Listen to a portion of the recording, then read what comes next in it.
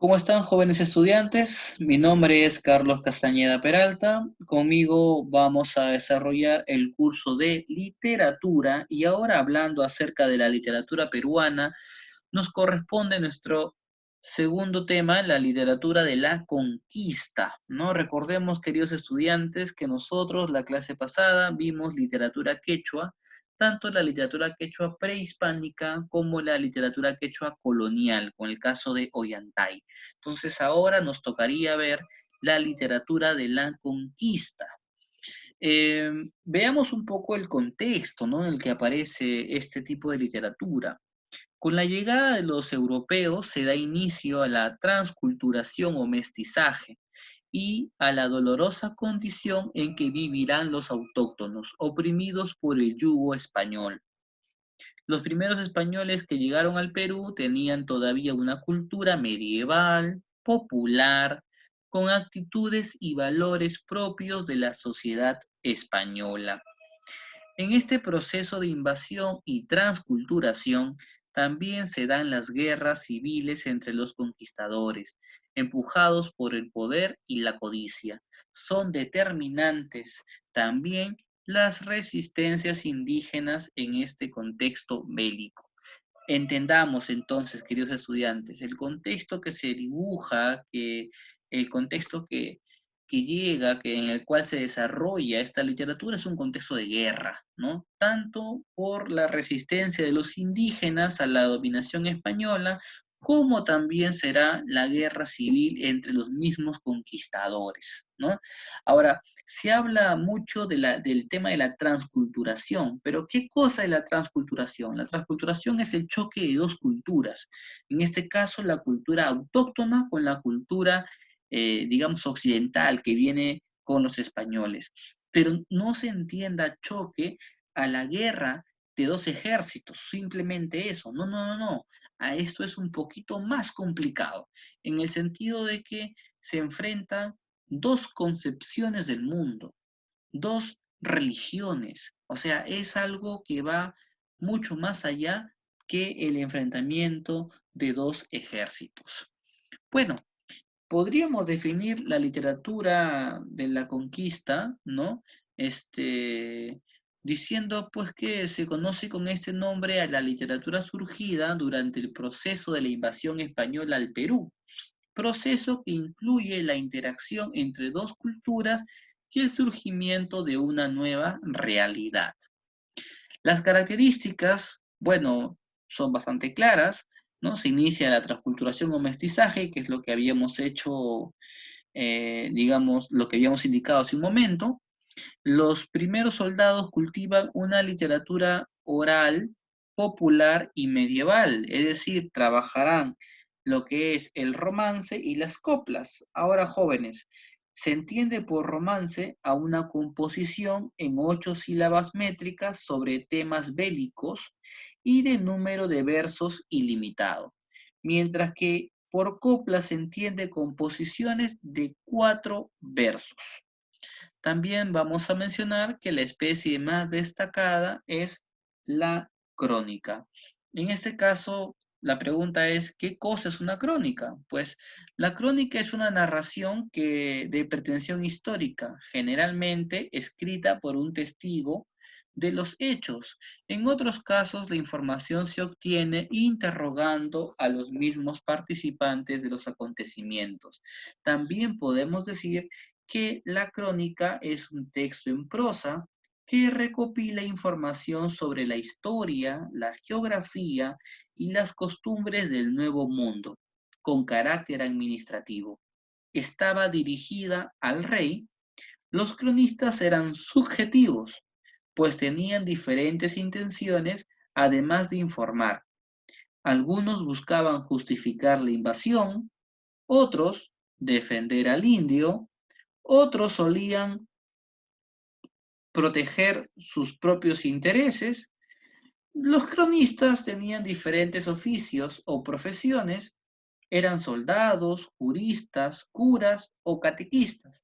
También habían cronistas con diferente origen. Hablamos de cronistas españoles, mestizos o indígenas.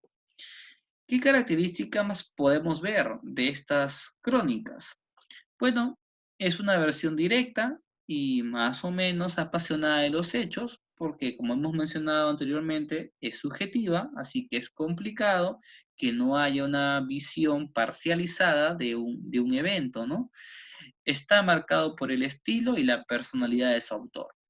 Incorpora la nueva realidad conocida, la naturaleza y la cultura con sus múltiples elementos. Además, se distingue de la historia por su falta de visión crítica con respecto a los sucesos. Claro, en la historia uno ve una descripción de un evento, de un hecho, de un acontecimiento, ¿verdad?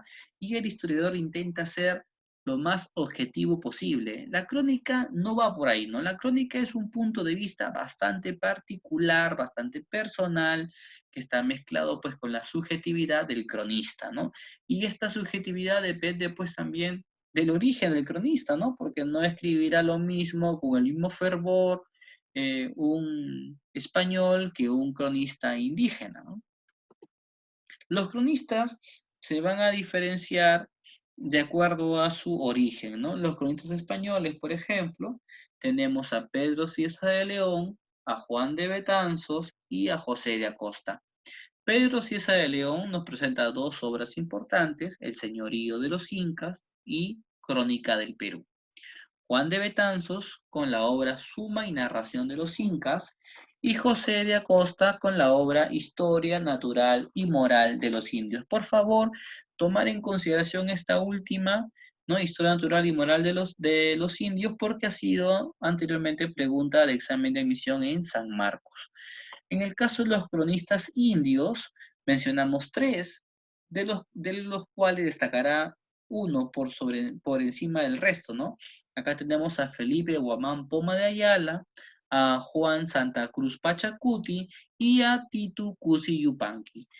Felipe Guamán Poma de Ayala, con la obra Nueva Crónica y Buen Gobierno, que vamos a hablar en un momento de este libro, a Juan Santa Cruz Pachacuti con la obra Relaciones de Antigüedades de los Incas y a Titu Cusi Yupanqui con el libro Relación de cómo los españoles entraron en Perú y el suceso que tuvo Mango Inca en el tiempo en que entre ellos vivió, ¿no? Estos son los tres libros, pero como he mencionado, como adelanté, el libro que vamos a tocar es Nueva Crónica y Buen Gobierno de Felipe Guamán Poma de Ayala. Pero bueno, nos falta un tercer grupo que son los mestizos. Aquí mencionamos dos escritores, Garcilaso de la Vega y el padre Blas Valera, ¿no? Garcilaso con los comentarios reales de los incas, relación de la descendencia de Garci Pérez de Vargas y la famosa Florida del Inca. El padre Blas Valera, ¿no? Nos dejará el libro Historia de los Incas. Ahora sí, mencionamos a Nueva Crónica y Buen Gobierno, ¿no? El autor es el indígena Felipe Bomán Poma de Ayala. El título completo de esta carta crónica es el primer Nueva Crónica y Buen Gobierno. Los dos temas que desarrolla el texto y que lo dividen en dos partes vienen a ser los siguientes, ¿no? La Nueva Crónica, que es la primera parte, en esta se describe la cultura milenaria del Perú prehispánico, asumiendo su culminación con el periodo incaico. Asimismo, el autor busca enlazar esta tradición con la cultura occidental. La segunda parte, que es la que se titula Buen Gobierno, se narra la conquista e imposición de la cultura hispana y propone también un mejor gobierno debido a los grandes abusos a los que son sometidos los indígenas por quienes detentan el poder colonial. Acá es un dato bien interesante porque no se critica el poder del rey, ¿no?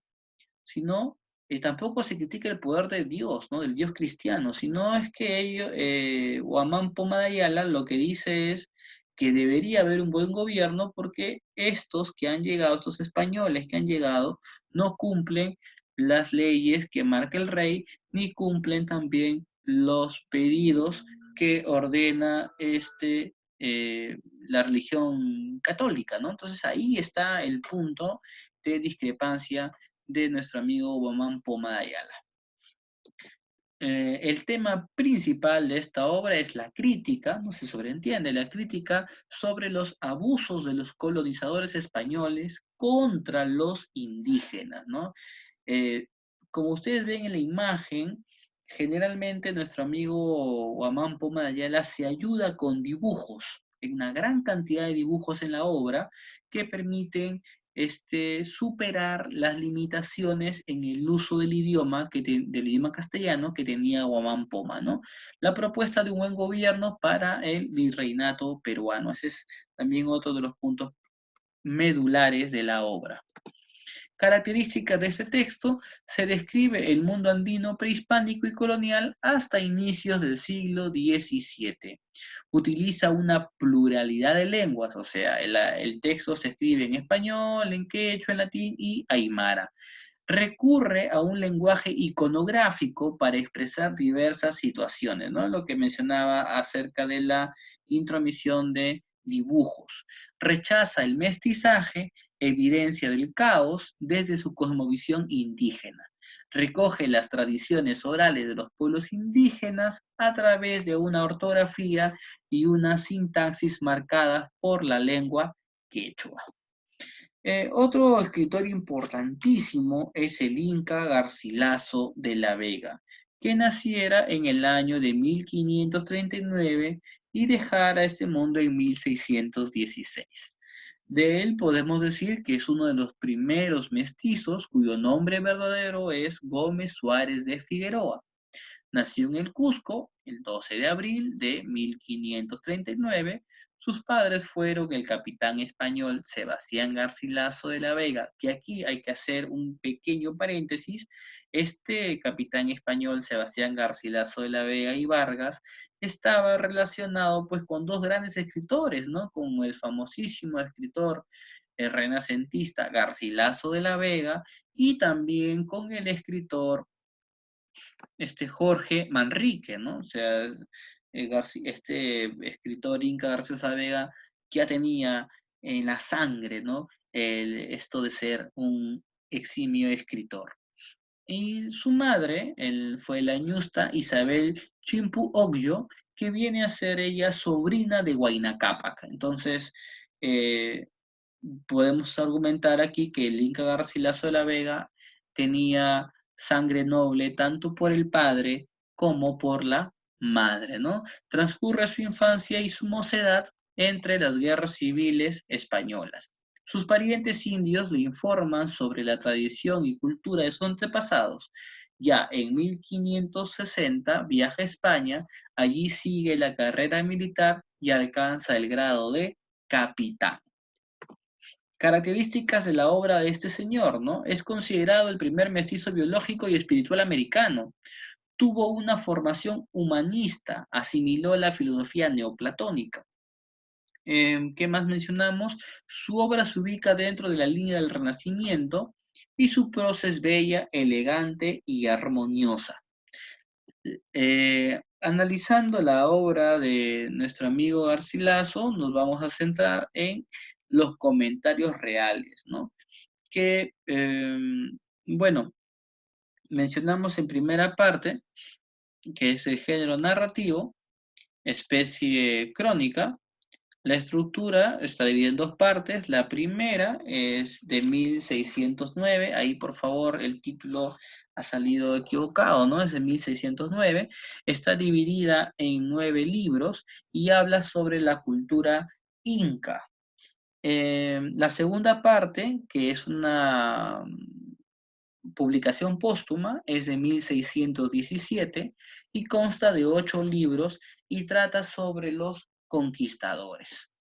¿De qué trata cada una de las partes? ¿No? A ver, la primera parte, publicada en Lisboa en 1609, nos menciona la descripción geográfica, fauna, flora y costumbres del antiguo Perú. Como también nos habla del origen de los incas, religión, organización, gobierno en paz y en guerra, hasta la llegada de los españoles, ¿no? Hay que recordar también que, por ejemplo, el mito de los hermanos Ayar o la leyenda de Manco Cápac y Mama Ogyo se encuentran en esta primera parte de los comentarios reales, ¿no? ¿Qué más? Busca corregir a otros cronistas y proyecta su personalidad como autor competente, manifestando su dominio del quechua y su doble origen inca y español. La segunda parte, que, que se publicó con el título de Historia General del Perú en la ciudad de Córdoba en 1617. Trata de la conquista del imperio de los incas y las guerras civiles entre los conquistadores. La motivación psicológica de Garcilaso radica en su intención de reivindicar la figura de su padre, calumniado ante los personeros de la corona durante las guerras civiles entre los conquistadores. Bueno, vamos a tomarnos la molestia aquí de desarrollar algunas preguntas. Mencionaremos, pues, a ver, eh, primera pregunta. Seleccione la opción que contiene enunciados correctos respecto a las crónicas. 1. Las crónicas soldadescas se escriben en la etapa final de la colonia. 2. El origen cronológico es normalmente alterado en la narración de la crónica. 3. A diferencia de la historia, la crónica carece de una visión crítica de los hechos. 4. La crónica incluye descripciones de la flora, fauna y geografía en su recuento. Según lo que habíamos mencionado anteriormente, creo que es obvio el descarte, ¿no? Las crónicas soldadescas se escriben en la etapa final de la colonia, no, eso es falso. También puedo decir que la alternativa, perdón, la oración número 2, el orden cronológico es normalmente alterado en la narración de la crónica, también es falso. Así que nos quedamos con la 3 y la 4, por ende la respuesta es la letra A, ¿no? Y la solución habíamos escrito lo siguiente: la crónica se diferencia de la historia en su falta de visión crítica respecto a los sucesos narrados. Estos constituyen en esencia la base de su contenido. Empero, las crónicas también incorporan elementos de la naturaleza y el paisaje cuando su presencia ayuda a contextualizar la gesta referida.